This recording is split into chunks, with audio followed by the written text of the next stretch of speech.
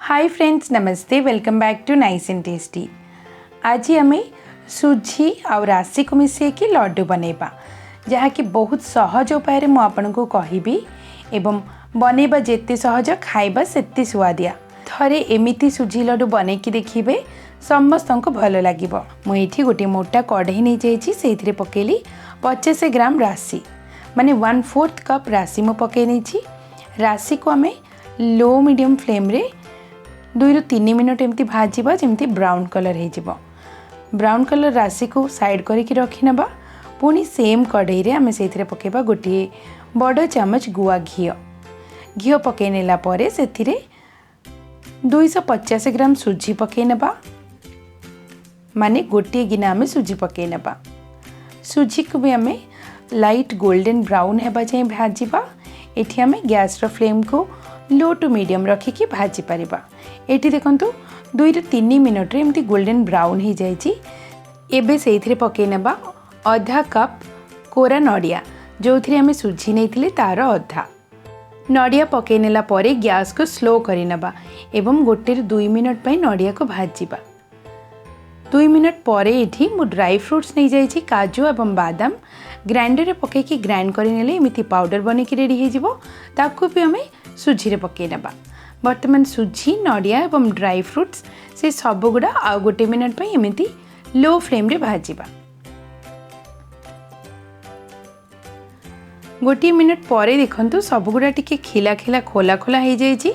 बर्तमान से जेतिकी सुजी नहीं तार अधा पाउडर सुगर पकई नबा, माने मु चीनी को ग्राइंड करी नहीं पाउडर सुगर बनिकी रेडी हो जाइए।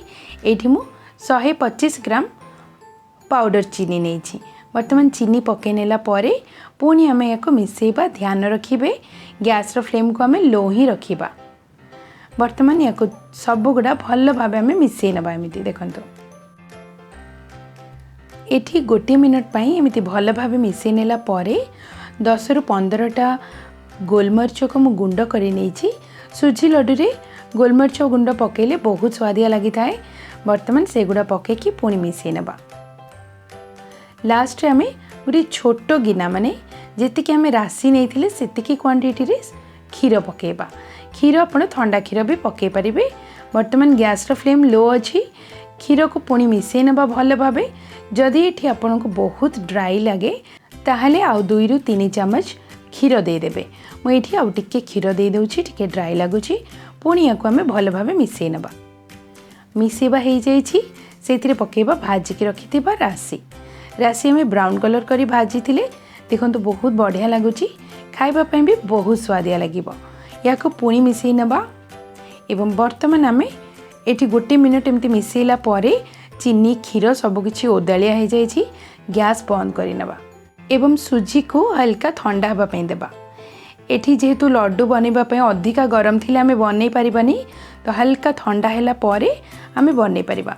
मुझे किछि घी नहीं जाइए। हाथ रे एमिति 2 पटे भल भाव घी लगे नेबा।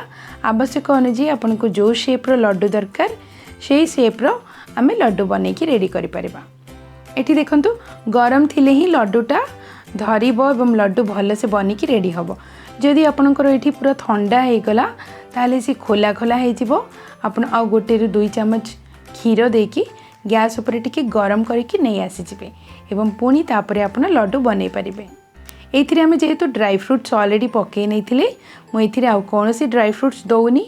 आपण किंतु चाहिए ऊपर भी ड्राई फ्रूट्स देकी लड्डू को एमती गोल करि पारिबे।